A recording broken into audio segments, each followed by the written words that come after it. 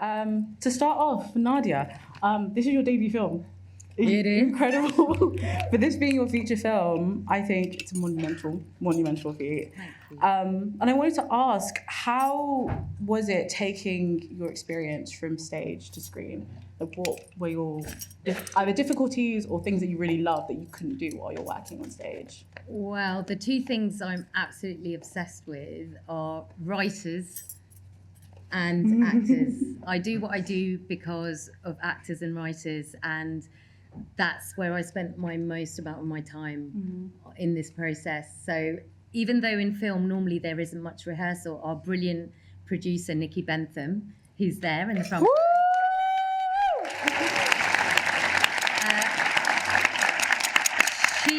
she did some miracles, and we got a little bit of money squirreled away for rehearsal, which is so precious because we didn't want to be there on the first day of the shoot looking each other in the eye for the first time. So that like precious little time of improvisation, working with the script and everything, I think really paid dividends and helped us bond, if nothing else. So yeah, that bit of rehearsal. And also we spent ages on the script. In a way, we met in theatre actually, doing a play at the National Theatre. So that dramaturgical work and working closely and having that shorthand was a big part of theatre, actually. Amazing. One thing I did notice about the film is that there's a lot of balance at play, specifically with the levity of girlhood and love and the intimacy of their friendship in particular, with the harshness of the path that both of the girls have taken. And I wonder for both of you, Nadia and Suhayla, when it came to having that balance, like what was it like writing? Did you find it quite easy to balance it or not? Well, the first thing that I wanted to do was to really capture the characters and their friendship. And I'd watched a documentary about girls who'd been radicalised online, and I was just so struck by how all of them across the board just felt like such teenage girls. Like when you looked at their interaction with each other online and the messages they sent to each other, they were just kids. They were just kids who liked the same things that normal girls do. And actually, the first thing that I did when I started writing was to just do a very deep dive into their backstories and their characters.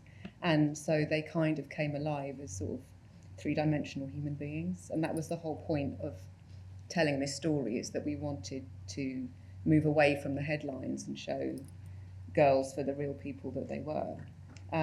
So of course, with that, with teenage girls comes levity and humour and ridiculousness, all of that bound up in one person. Yeah, amazing. For both Ebada and Safiyya, you were both incredible in the film. Thank you.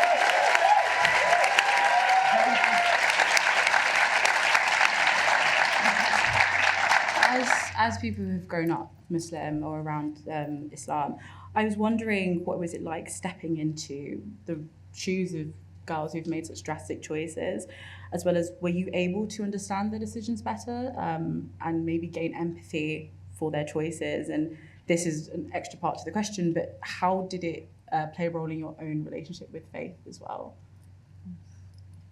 It's quite a heavy question. That is a big question. Big old question. Do you want me to go first? Go ahead. I can go first. Okay.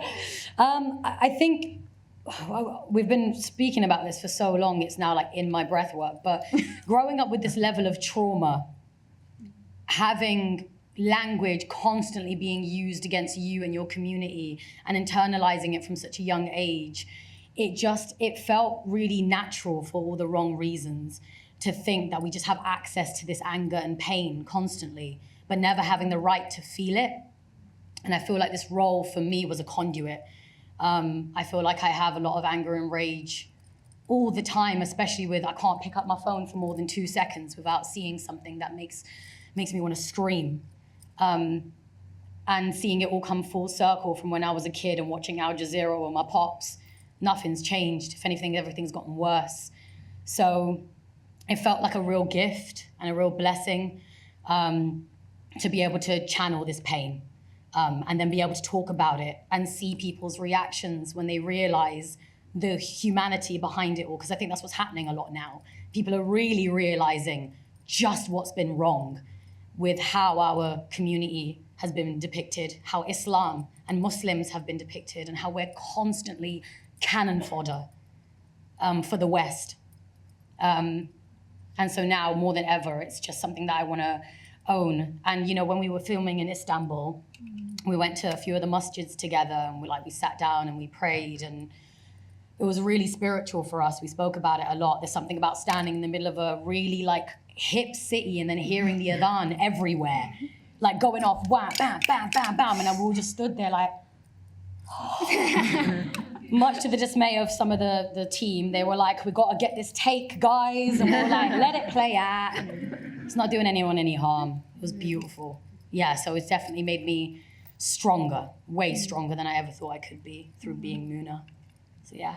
Do you mind repeating the question, please? Sorry, it's completely fine. The question is, what was it like stepping into the role of Doe? Do you understand her decisions a lot better now that you've, been in the film? And do you have more empathy for her, as well as how has it impacted your own relationship with Faith? I think taking the role in the first place, there was a huge weight of responsibility for this character, for these characters, and I'm sure for you guys as well, because this is a sensitive topic, and we grew up with stories in the media from the news. That was the only perspective we ever had. There was the famous cases of Shamima, which I'm sure you all know, and that was the only perspective I was ever aware of. Like, I never really saw the stories being told by the young people who went themselves. I say young people, they were kids. But for me, for that reason, it was hard to have empathy, just because we've never had those humanized stories told from the young kids' perspectives. So I hope a story like this, a film like this, can do that job. Yeah. And I've got to say, we were frightened at first. We wanted to tell the story from a young person's point of view, but we, as people from this heritage, we didn't want to add to the kind of stereotypes or vitriol against a certain community. And but we had to do it because we thought it's our story to tell, and it needs to be told. And I just think, I say this a lot, but as artists, you've got to do the thing that frightens you the most. If it frightens you, it's probably because it's close to your truth. And you've got to kill the policeman in your head and just tell the story. Yeah, can I add to that as well? Yeah. Like, we were in incredibly safe hands. Like, when I read the story, I was like, wait, we're not doing another like Muslim terrorist story. Please don't make me play this, like, please. But it's written by a Muslim Sudanese woman, being directed by a Muslim Pakistani woman. We're Muslims. It's being told by the right people at the end of the day. This story could have fell into someone else's hands and being told in a completely different way, and we didn't want to take that risk. So I hope we did it justice, I think you definitely did. For Suhayla, I wanted to know specifically the character of Hanan, who isn't shown on screen. She's this omnipresent voiceover that you just hear, who's obviously talking to not just her followers, but the girls in particular. And I noted, and perhaps this is not a comparison that people thought of, but it reminded me a lot of the online movement at the moment, like the trad wife fundamentalist movement, where they talk a lot to young girls of like, the West is ruining you and you have to come to safety. And again, it's a cult that's very similar to other cults that exist. What was your research in getting that voice so accurate? Because it's something that I've experienced being online and seeing those videos, and I have the wherewithal to ignore that, but young girls such as Winona don't, unfortunately. So there was actually one young woman who called herself Laith, which means Mother of the Lion, who it turned out was a medical student from Glasgow, actually. Really surprising kind of case study. And she had made that journey. And she was communicating to young women and giving them advice. And the advice that she was giving was incredibly human. It was very much like, you're going to really miss your mum, and but this is really nice part of it, and you're going to have the sisterhood. And actually, the characters of Doe and Muna are very much not based on real people, kind of, because there were so many different people who made that journey for lots of different reasons. So it felt like you didn't want to base it on a real life thing. It actually felt better to kind of actually make it up completely, because every person who went was very idiosyncratic.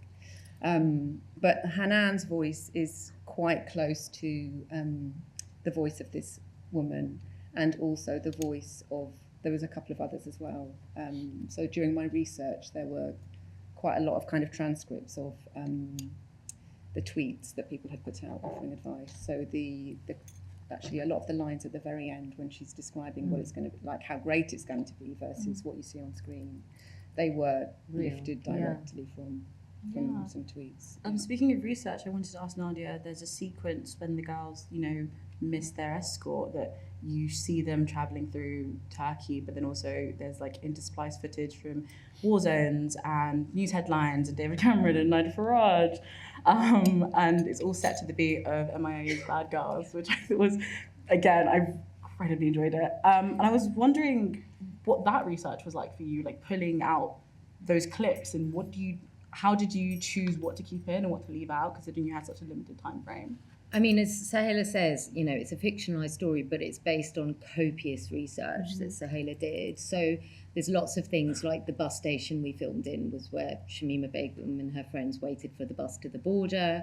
The graffiti you see in the film is real life graffiti that two young men, I think, from Brighton saw on their daily routine, So there's a lot of truth in it. But the sort of collage was supposed to be a way of portraying how young people digest social media and what bombardment is happening online, whether it's halal Haribos and kittens or like footage online that I'm sure we all see of war and terror and that sort of cocktail hits me as an adult at 100 miles per hour. I can't imagine how it feels when you're 15. So I think that was our way of showing that, the constant sort of drinking in of that, in that. So we looked at different footage. We didn't want to put something in there that was, pain porn. We all know, we watch the news, we've seen some of the terrible things we can't unsee. But it was just enough to give you a taste of what they must be drinking in every day. Yeah, of course. For Ebada, I wanted to ask, as you mentioned earlier, the responsibility of taking on this role. There are not many Somali leads in films. And come on!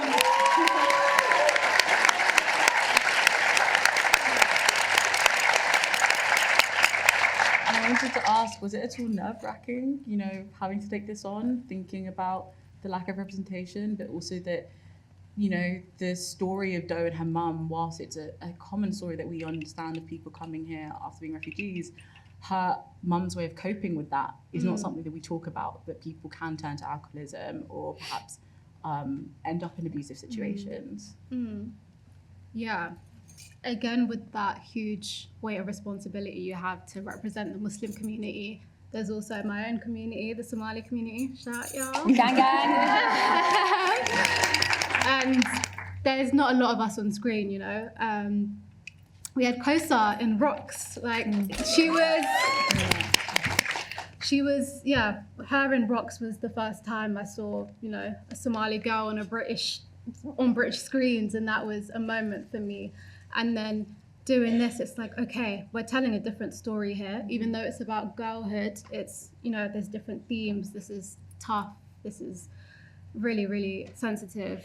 And we wanted to do it right. There were Somali girls who did do these journeys, and so we can't pretend that these girls didn't exist. It's our job to represent them. And the second part of the question, the mum and the... I think it's incredibly important to show that side of, that what we don't tend to see often.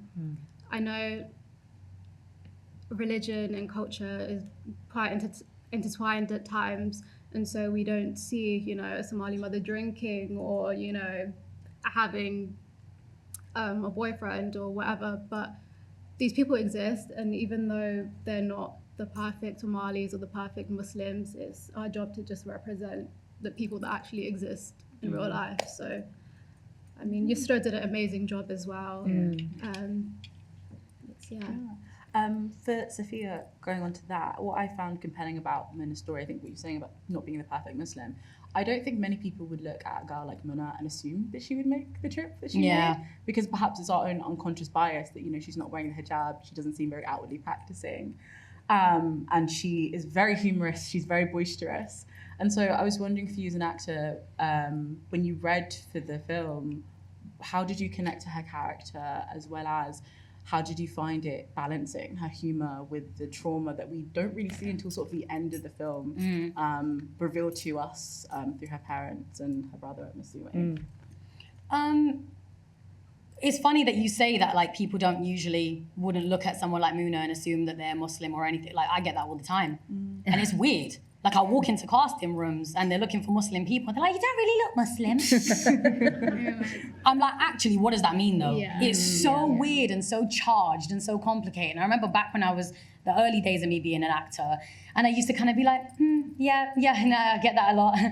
And nowadays, I'm like, say that again. And then they'll squirm. And they're like, no, we just meant, we don't really, what we're trying to say is, and then someone will be like, no, it's because you've got dyed hair and you've got tattoos. And I'm like, yeah, and they just don't clock it. And again, it's that unconscious bias. And I think, not that I internalize it, I really brush it off and I kick people in the teeth with it. It's part of it all though, innit? It's part of this really stupid idea of what Muslims are. And like, it's so basic, I find, like people's understanding of Islam and Muslims and how we look and how we represent and who we are. I think, Nadia talks a lot about it, the different depictions of Islam in the film as well. Yeah. And how, there's one representation that people only seem to see all the time, but there's so many different ways to practice Islam all over the world. And it's so beautiful, and no matter what format it's in. And we never see more of that either. And so, yeah, I think I was just channeling a bit of me, can't lie. And it's really nice. What's been really lovely is having like hijabi girls. They always pull me to the side because we do these and then we shuffle out. And then there's always a group of hijabi girls that have a little chat with us. It's beautiful. They say they feel seen, they feel represented. And there's always one that goes, I got kicked out of mosque too. And I'm like, did ya? They're like, yeah, not for smoking weed. That was a bit mad. I was like, yeah, I know. And then they're like, no, but like I got kicked out too. My upper hated me. And then we're just like, we have a little like, about being like a cheeky Muslim in mosque or in school. Like, it's cute. And this is a little hijabi girl. And it's like, or like even being neurodivergent. For me, I play, I'm neurodivergent myself. I play Muna as neurodivergent. And even that idea of like, respecting your elders and you're not allowed to chat back and all of that kind of stuff. Like I struggled with that growing up, mainly because I didn't know when to shut my mouth. And so it's nice feeling that external radiation that I get from young people when they look at me and they go, that was me. And I'm like, thank God. And it's not just that one way of being. And I love that we're breaking that mold. We're not a monolith. But we've been like, turned into one. We've been homogenized so deeply. Yeah. It's ridiculous. But I like to think this is rocking the boat with that. Can I just pick up the girls for 1 second? Yes, of course. Ebada, this is literally her first acting job. She mentioned that.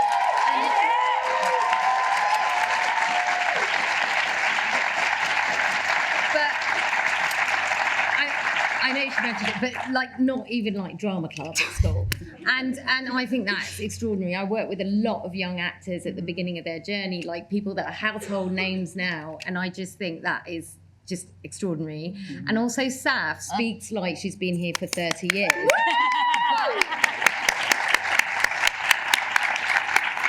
She's also an actor at the beginning of a journey, and I just want to say the chemistry is real. Yes. And we couldn't have done this without each other all together.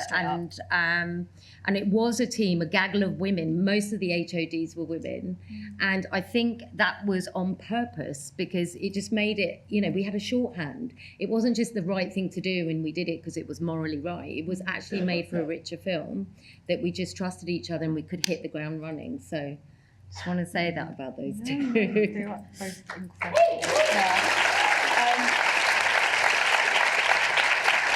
I found that while watching the film, a theme that really sprung out to me as somebody who's Muslim as well is there's paranoia that lives within brides, whether that be them at the border and traveling, trusting their schools, their parents, even other Muslims with Zainab in particular, who is trying to protect them in a way, but to the girls it's seen as a betrayal.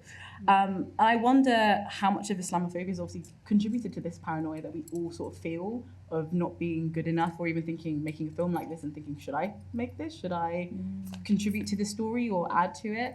And I guess for all of you, I kind of wanted to ask, like, has this made you more aware of the paranoia, or was it something that you came to the film understanding in a way? That's a very deep God, question. that's so deep. That's a really deep question, because we've got to even check ourselves. Yeah. You know, there was, after 9/11, there was so many images of terrorists and terrorism that if a brother got on the tube with a backpack, I was nervous.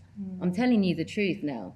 But because we consume this and we know it's irrational, but that's how insidious this stuff is. I mean, so yeah, I think we've all got to check ourselves, even within a community or whatever, to understand and empathize, as I was saying. And, you know, it's a daily thing. I think it's like going to the gym or eating your protein or whatever the new fad is, that we need to actually practice the muscle of empathy, because otherwise it doesn't build up. And actually, I think it's a counter to this pandemic of loneliness. It's like the more you realise you're not alone when you watch a film or a play and you go, that's exactly like when someone broke my heart, or that woman annoys me just like my mother does, or whatever it may be. We're not alone, and we've got more in common than we have apart. And that's not about being Muslim. That's about being a person, a human. So Yeah, no, 100%. I think what Safiyya mentioned earlier about the different depictions of Islam, I think one shot that I really loved was when you had this overhead shot of the Sufi men sort of dancing, and it was so beautiful. And it, again, the juxtaposition between that and the girls having their own internal drama and her coming from a moment of respite and looking at them. And I think one thing I really loved about the film is, like, there were so many, obviously because you were in Turkey, but there were so many outward displays of Islam, whether that be the veiled bride or the shops with the hijabs or the mosques all over. And so for you, how important was it to make sure you had the iconography within the film? I think we were both interested in a more mystic, spiritual thing that wasn't really just about faith, that there was something about the dervishes that really, really speak to that. And we went and met a dervish. Yeah. We went to Konya. Konya is on the way to the border, and there is a sort of dinosaur park there, so that's helpful. But it's also the birthplace of Rumi, the Sufi poet, and his mausoleum is there, and it's absolutely stunning. It's amazing. And we met a dervish as part of that. And he was just so kind of zen. spiritual and beautiful. But for me, the whole point of this, you know, we kind of, Islam gets tainted by this awful extremism that's kind of taken over the narrative. And actually, what we wanted to show is these girls going from, as they go through Turkey, just meeting, seeing all those different forms of Islam, those other forms of Islam, and just being welcomed into it. And their tragedy is that actually what they're looking for, they find when they're there. But they don't stop at that point. They carry on going, and that's the kind of awful thing, that they ignore the signs, really. Yeah, Unfortunately, 100%. but it's really important to show that through the community, and I think, like, our cinematographer Nadia just captured it so beautifully, just in the homes of the people that they go to, or in the car with the kids, just capture that warmth of that community, but then also the iconography as well. I think it works really well together. Yeah. Before we wrap up, I will take some audience questions. I want to ask you all, what do you hope that people take away from Brides? It's a very open question, so go anyway. I'm going to. I think people are taking it away. What's really nice is that we've been on the festival track since January. It's been a mad year. We've been international. It's been great. But having all these really different people from different walks of life come up to us and say, like, those remind me of my daughters. Or that reminds me of me when I was a kid. People who look nothing like us. You know, people who don't speak the same language as us. And they see it. They see the humanity, and they see the girls, and they see their age, and they see their naivety and their youth, and their beauty and their charm and their wit. I had to have myself up there. But we've seen it. And what's really scary about stuff like this is you feel like it's falling on deaf ears, because we feel like sometimes the audience we take in are the ones who already know this stuff. But I can see it. and I'll look out during Q&As and I'll see something ping with someone if they're not already in floods of tears. And like women like shaking, coming up to us, hugging us, being like, thank you so much for that. And I'm like, you're welcome. I'm glad you took something from it, wherever it is, go forth, you know? And that, for me, that's the most beautiful thing. And people having fun with the girls as well. Yeah. They find us funny. So I'm like, hell yeah. Anybody else? Do you have any sort of takeaways that you hope the audience has from the film? I'm glad that, I mean, we've had a lot of young women who say that they feel like they finally feel that their experience has been recognised, or even young people saying that they feel like just that sense of kind of alienation and what it's like to grow up with, you know, international forces of racism and Islamophobia, and then what it's like to feel alienated at home. People have said they feel seen by that, and I think that's a good thing. I'm pleased.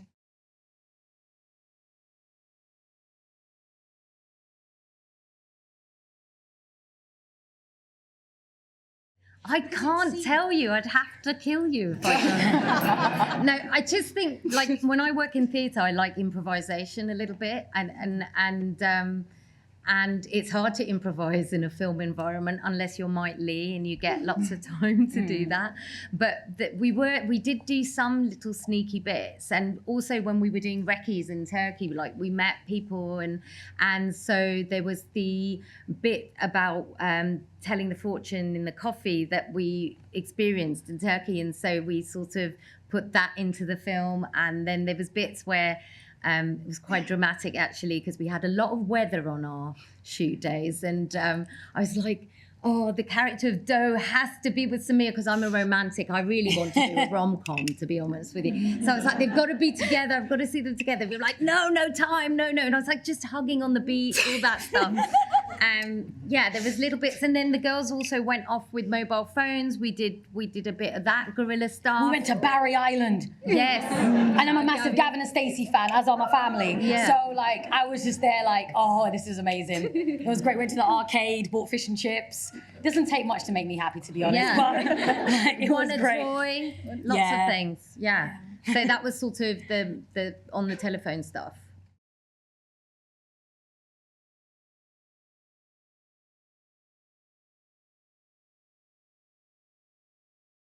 Well, I wanted to, that was one of the first scenes that I wrote.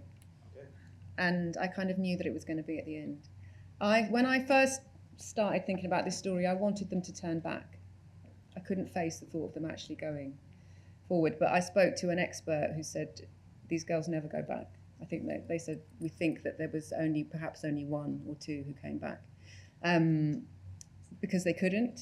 They wouldn't have been allowed to, but also they wouldn't have wanted to. They did believe in what they were doing. And so we didn't want to show what happened when they crossed that border, because we kind of know from the news stories what happens. And I just wanted to remember them in a really hopeful time. And I wanted us to remember them as the people they were, not the statistics. So that was my reason for it. I know, and that was a really early decision that we sort of stuck to, because, you know, the flashbacks in what order, and, you know, it played around. But Suhayla's script is so good that, you know, we didn't have to change any of that. And I think it's about exactly what you said, hope. Like, I don't know, maybe this is romantic, but I think in that art class, that teacher saw them, and maybe in a parallel universe, they don't go. They find theatre or art club or, you know, and it's that what if when you make erratic choices as a teenager, someone catches you when you fall. And I think redemption's really important in film, and and hope is quite a radical thing to keep in, because, you know, we already feel like we don't want to get up in the morning with what we see on the news. So I think that ending is like one of the, I'm really glad you liked it, because it's one of the most important bits of it to yeah. Mm-hmm. Thank you guys. Oh my God.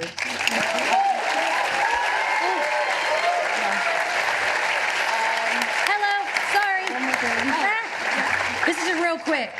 It's Ebada's birthday on Monday, and I really wanted a whole room to sing her happy birthday. I'm gonna count down. 1, 2, 3. Happy birthday to you. Someone film this. Happy birthday to you. Happy birthday.